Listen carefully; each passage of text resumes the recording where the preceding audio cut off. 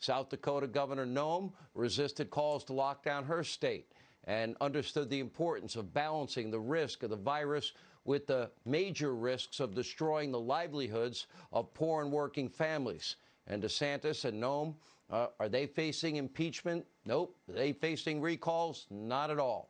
Joining us now with reaction, South Dakota Governor Kristi Noem. You know, Governor, I remember interviewing you at the time. I interviewed you a couple of times. One time, you said to me, well, I inform the people in my state, and I trust that they will make responsible decisions. You had one meat packing plant break out. You got hot zones like every other state, but you quickly, you know, went in and put all the attention necessary, and it worked for you, just like it worked for Governor DeSantis. Why? Well, I did. I gave my people all the information that I had, told them I trusted them, and gave them personal responsibility to make the best decisions for their families, and allowed them to put food on the table, too. Listen, Sean, what Anita Dunn said here confirmed exactly what I've been saying for months, is that the media and Democrats were using this virus to promote fear and a political agenda. They wanted to scare people in order to control them, and they did it to push an agenda where really they could take over this country and change what America looks like. So we need to wake up and understand that this was calculated, it was on purpose. What she said confirms what we have thought and have said out loud for many, many months, and it should be alarming to the everyday, hardworking Americans who really do love this country.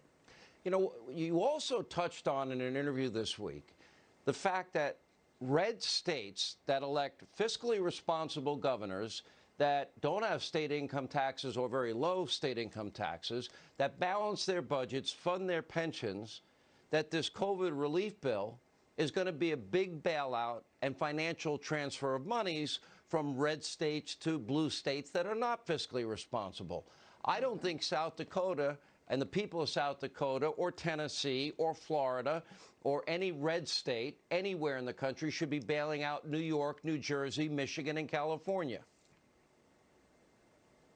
Exactly. This bill is Biden's bailout bill and all of his cronies and friends.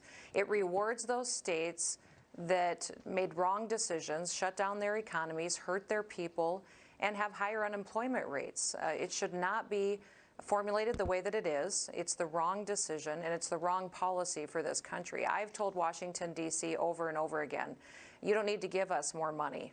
You need to give us more flexibility and allow us to really uniquely respond to what the needs are in our states. But this bill that Biden's trying to pass right now is a bailout for those bad actors in California, Illinois, New York, and what they have done, and it rewards them for the damage and the tragedies that they've caused to occur in their states. You know, your state is going to be impacted by the shutdown of the Keystone XL pipeline. They're talking about shutting down the Dakota pipeline. You know, this, and you hear from Pete Buttigieg and all these people in the Biden administration, well, we want them to get other high-paying union jobs. What high-paying union jobs? These are careers that people have a very specific skill set for. What do you think the impact is going to be for these families that are now gotten and will be getting their pink slips and losing high-paying career jobs? We've already seen people lose their jobs.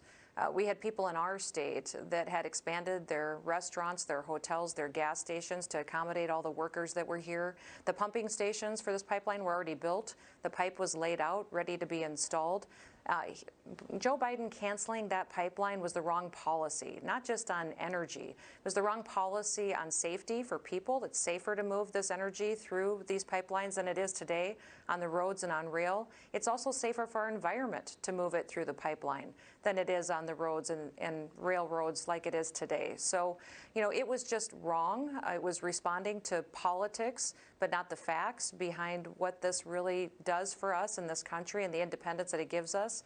And I'm all about supporting a diversified energy portfolio, but it should be an American energy portfolio. This is a national security issue. We cannot import our energy or our food from another country, because when we do that, that's when they control us.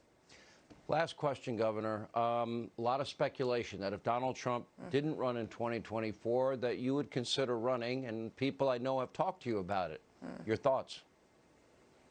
Oh, I'm running for re-election in 2022, and I'm really hopeful that the people of South Dakota will give me another 4 years to serve them. I love this state, and I love the people here.